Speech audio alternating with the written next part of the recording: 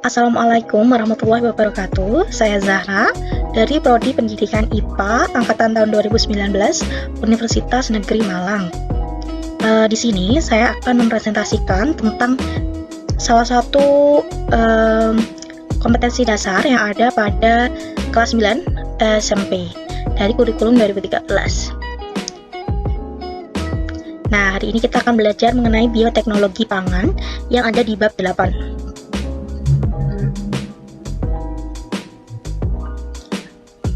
Nah, ini merupakan suatu gambar yang tentunya sudah tidak asing lagi bagi kita, sudah banyak kita jumpai pada kehidupan sehari-hari. Di sini, ya seperti yang kalian lihat, di sini ada tempe, kemudian di sini ada domba, di sini ada roti, dan di sini ada keju. Nah, kira-kira apa sih persamaan dari keempat gambar ini? Apakah bahan dasarnya sama? Oh tidak, karena yang di sini adalah kedelai, ini bahan dasarnya adalah tepung, sedangkan ini bahan dasarnya adalah susu. Lalu apa ya yang sama? Ya, keempat gambar ini memiliki satu persamaan, yaitu mereka merupakan produk dari bioteknologi. Di dalam bioteknologi ini kita akan belajar mengenai pengertian bioteknologi. Kemudian ada bioteknologi konvensional, ada bioteknologi modern. Kemudian di sebelah kanan ini merupakan dampak bioteknologi terhadap lingkungan, kesehatan, serta sosial dan ekonomi. Pertama-tama kita harus tahu dulu apa sih bioteknologi. Jadi bioteknologi itu sebenarnya terdiri dari dua kata, yaitu bio dan teknologi. Bio berarti makhluk hidup, sedangkan teknologi merupakan hal yang sengaja diciptakan untuk mempermudah kehidupan manusia. Sehingga jika digabungkan, bioteknologi merupakan pemanfaatan makhluk hidup untuk membantu pekerjaan atau menghasilkan suatu produk yang bermanfaat bagi manusia. Tapi, tahukah kamu bahwa perkembangan bioteknologi ini dimulai sejak tahun 1857? Meskipun namanya teknologi, tapi sudah dikembangkan sejak abad ke-18. Nah, pada abad ke-18 itu, Louis Pasteur menemukan hasil fermentasi yang dilakukan oleh mikroorganisme. Pada perkembangannya, yaitu tahun 1920, mikroorganisme ini mulai dikembangkan kembali sehingga menghasilkan produk bioteknologi yang lainnya. Nah, di sini adalah gambar dari Bapak Louis Pasteur. Kemudian, bioteknologi itu dikelompokkan menjadi dua tipe. Yang pertama ada bioteknologi konvensional, yang kedua adalah bioteknologi modern. Apa perbedaannya? Jadi kalau bioteknologi konvensional itu merupakan sebuah produk bioteknologi yang dihasilkan dengan cara yang tradisional, sedangkan untuk bioteknologi modern itu sudah menggabungkan ilmu-ilmu lain seperti biokimia, genetika, dan juga biomolekul ke dalamnya sehingga menjadi lebih modern dan kompleks. Tapi kita akan belajar terlebih dahulu bioteknologi konvensional. Bioteknologi konvensional adalah bioteknologi yang menggunakan mikroorganisme sebagai alat untuk menghasilkan produk dan jasa. Misalnya jamur dan bakteri yang dapat menghasilkan enzim-enzim tertentu untuk melakukan metabolisme tubuh sehingga diperoleh produk yang diinginkan.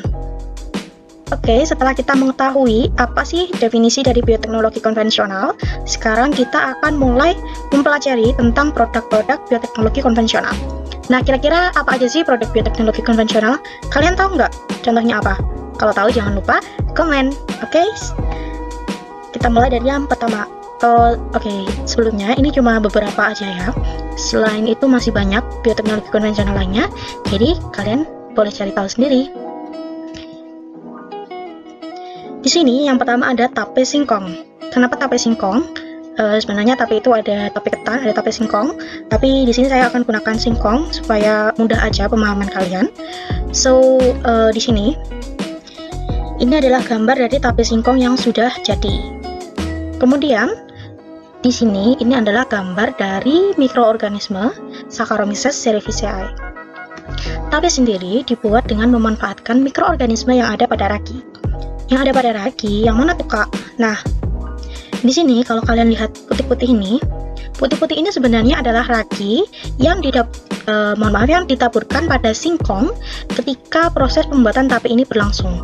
Jadi, pembuatan tape ini memerlukan 3 bahan.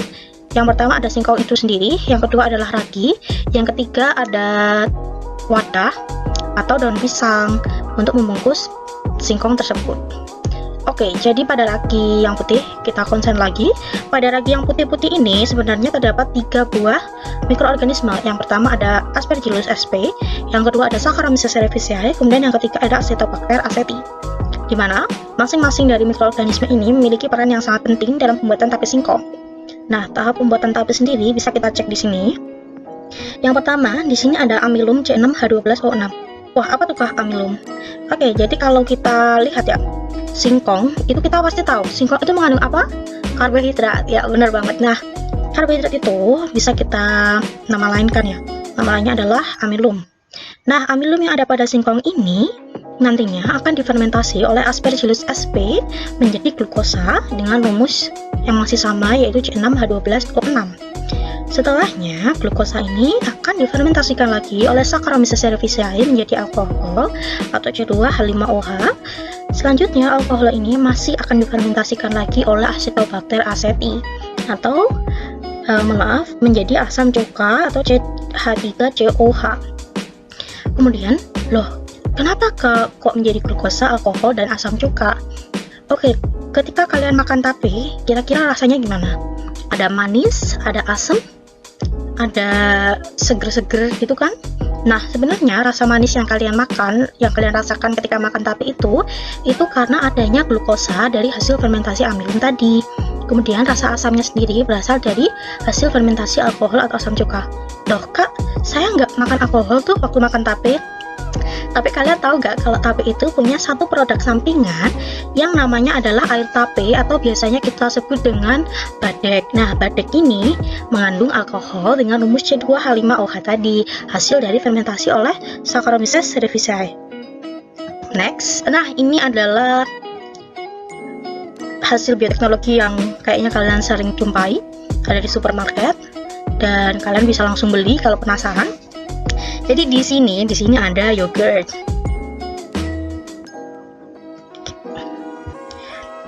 Oke, jadi di sini ada yogurt. Yogurt sendiri merupakan minuman hasil fermentasi susu yang menggunakan Streptococcus thermophilus atau bisa juga menggunakan Lactobacillus bulgaricus. Bakteri inilah yang nantinya mengubah yang akan mengubah laktosa pada susu menjadi asam laktat. Kalian pasti tahu dong kalau susu mengandung laktosa. Nah, laktosa pada susu ini akan diubah oleh Lactobacillus bulgaricus atau Streptococcus thermophilus menjadi asam laktat. Efek lain dari proses ini, ketika susu tadi difermentasi oleh bakteri-bakteri ini, susu akan menjadi kental, dan susu yang kental inilah yang kita namakan sebagai yogurt. Nah, di sini ini apa sih kak? Kok kayak gini? Ini adalah Streptococcus thermophilus, yaitu bakteri baik yang akan kalian dapatkan ketika kalian mengkonsumsi yogurt. Oke, next. Nah, di sini ada keju yang lebih umum lagi ya. Kalian pasti pernah cicipin keju. Keju ini kan ada berbagai jenis, ada cheddar, ada mozzarella. Kalian pasti pernah makan. Oke, basically keju ini merupakan bahan makanan yang dihasilkan dengan memisahkan zat-zat padat pada susu melalui proses pengentalan atau koagulasi. Kak bingung, zat-zat padat apa sih? Nanti kita cek cara pembuatan kejunya.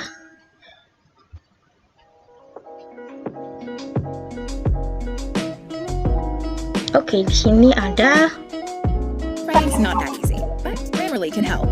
This sentence is grammatically correct. One of the things that makes cheese Okay. so impressive is that there's so many different types. The better the milk, the better the cheese. Everybody believes that. You want cows that are happy. It's a very labor-intensive physical job. That's part of the fun. I'm always amazed. Our milk, fill our fat, add culture. After that would be rennet addition. Oke.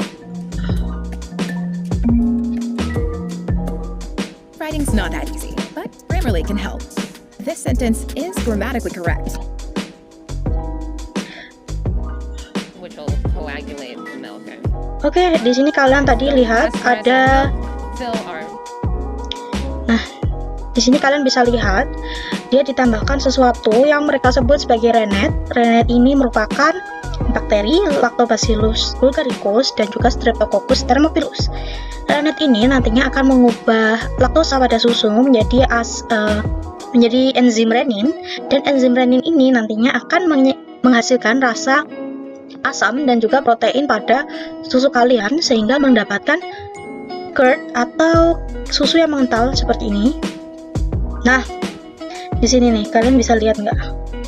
Ini adalah keep them from settling, sticking curd back to each yang other, sudah kind of stick curd atau together. susu yang sudah mengental setelah penambahan bakteri-bakteri tadi. Nah, untuk pembuatan keju sendiri yang dipakai itu adalah curd yang ini ya guys. Jadi yang dipakai itu ini bukan airnya. Ini yang nantinya akan dipadatkan kemudian diolah kembali menjadi keju seperti ini. Nah, ini adalah keju yang sudah dipadatkan tadi, jadinya kayak ini. Dan inilah yang nantinya kita akan makan sebagai keju yang kita temui di supermarket seperti itu. Oke, enough ya untuk yang ini. Oke, kembali ke laptop. Jadi seperti yang kita tahu, tadi kakaknya bilang Renet, apa itu Renet? Renet itu berisikan Lactobacillus bulgaricus dan juga Streptococcus thermophilus. Nah, kemudian di sini untuk visualisasi saja ya. Di sini adalah gambar dari Lactobacillus bulgaricus. Next, ini juga kalian pasti pernah makan ya. Ini adalah tempe. Tempe sendiri menggunakan teknik fermentasi. Kemudian fermentasinya itu dilakukan oleh jamur yang bernama Rhizopus oryzae dan Rhizopus oligosporus pada biji kedelai. Nah, untuk tempe ini ya, ketika sudah ditambahkan jamur Rhizopus oryzae dan Rhizopus oligosporus, maka akan terbentuk benang hifa. Jadi, ketika kalian mempelajari jamur itu kan akan berkembang dengan membentuk hifa. Nah, hifa-hifa jamur itu, hifa yang ada pada hifa yang ada pada tempe ini sebenarnya adalah hifa dari jamur Rhizopus oryzae dan Rhizopus oligosporus. Hifanya yang mana sih kak? Hifanya itu yang putih-putih ini loh yang ada pada tempe. Jadi ketika mama kalian beli tempe yang mentah, kalian bisa deh coba ambil bagian putih-putihnya itu, terus kita lihat apa bener sih ini tuh hifa, karena teksturnya nanti akan berserat hampir seperti kapas. Padahal sebenarnya itu adalah hifa dari jamur Rhizopus oryzae dan Rhizopus oligosporus. Benang hifa inilah yang nantinya akan mengikat kedelai sehingga dihasilkan tempe seperti yang kita makan pada sehari-hari. Oke, next di sini udah lebih umum lagi ya. Kalian pasti pernah makan kecap. Di rumah kalian mungkin juga ada kecap sekarang. Kecap itu merupakan salah satu produk hasil bioteknologi yang terbuat dari kacang kedelai. Pada tahap awal, kedelai akan difermentasikan dengan menggunakan jamur Aspergillus wendti. Jamur Aspergillus wendti ini adalah yang ini nih gambarnya, kayak gini. Oke, untuk kecap ini nanti akan dibuat dibantu fermentasinya menggunakan Aspergillus wendti. Kemudian nantinya akan melalui beberapa tahap lagi sehingga dihasilkan kecap seperti yang kita makan sehari-hari. Oke, next ini lebih umum lagi. Kalian pasti pernah makan roti. Roti ini dibuat ya berdasarkan peristiwa fermentasi yang dibantu oleh yeast atau khmer. Yeast ini merupakan sejenis jamur yang ditambahkan pada adonan tepung dan akan menimbulkan proses fermentasi. Proses ini nantinya akan menghasilkan gas karbon dioksida dan alkohol. Oke, kalau kalian pernah membuat roti atau lihat mama kalian bikin roti atau lihat di YouTube cara pembuatan roti, kalian pasti tahu ada yeast yang ditambahkan, yeast or ragi instan or khmer. Atau kalau kalian mau yang lebih lokal lagi namanya adalah vermipan. Kalau kalian pernah tahu, ketika dia akan dipakai ke roti biasanya akan diblum.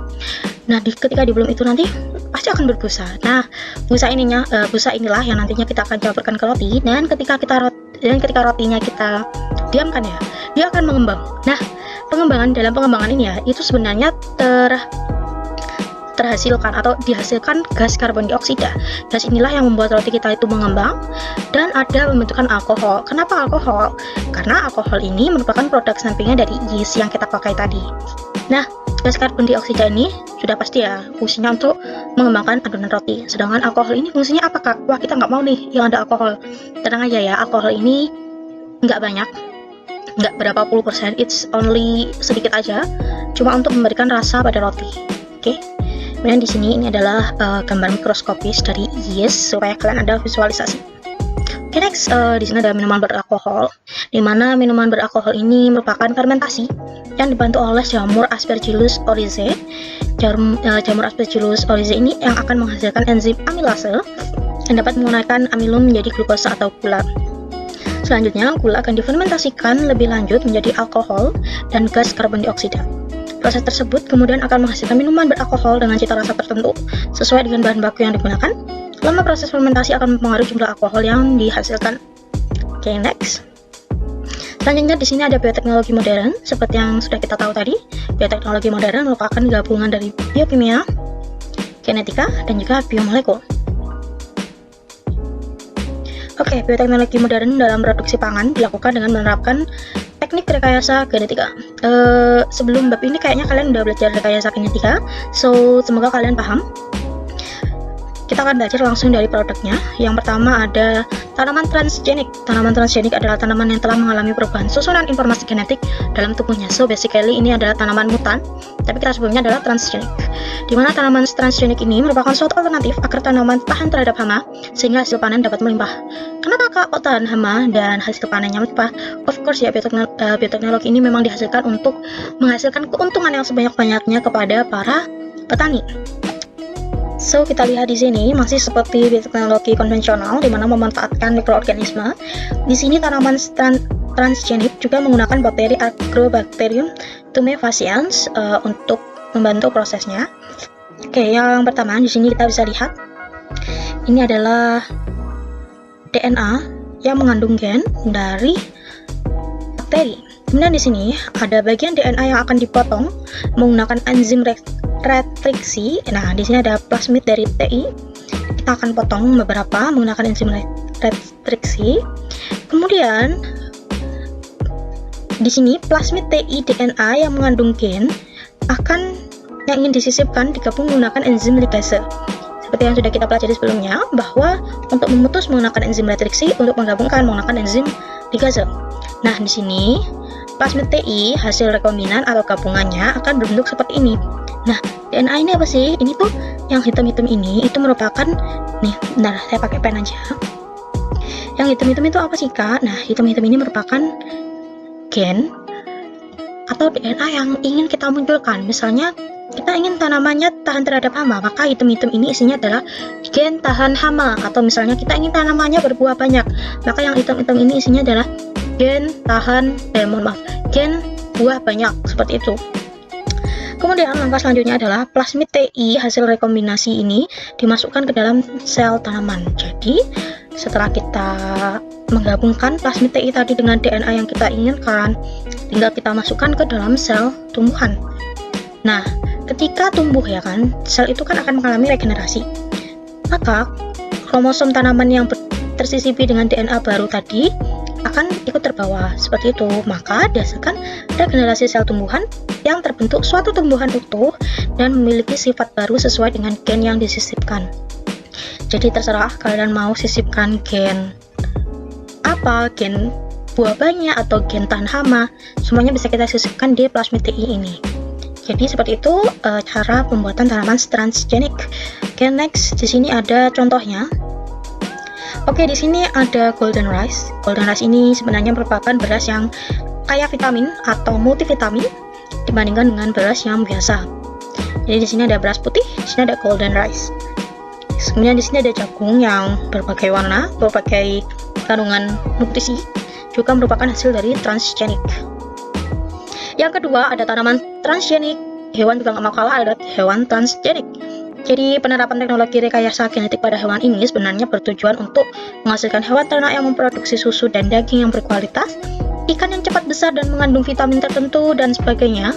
Seperti yang kita tahu ya, bioteknologi modern ini memang dilakukan untuk memenuhi kebutuhan manusia. Oke, di sini ada salah satu proses dari hewan transgenik. So, basically ini adalah black-faced sheep, jadi kambing berwajah hitam.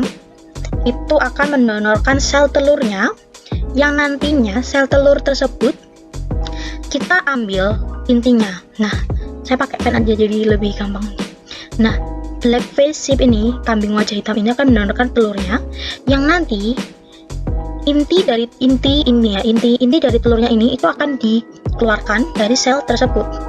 Kemudian bagian luarnya ini ya, ini akan kita fusi dengan embrio dari kambing yang berwajah putih nih. Kalau kita lihat ya, ini tadi kambing berwajah hitam, di sini ada kambing domba berwajah putih.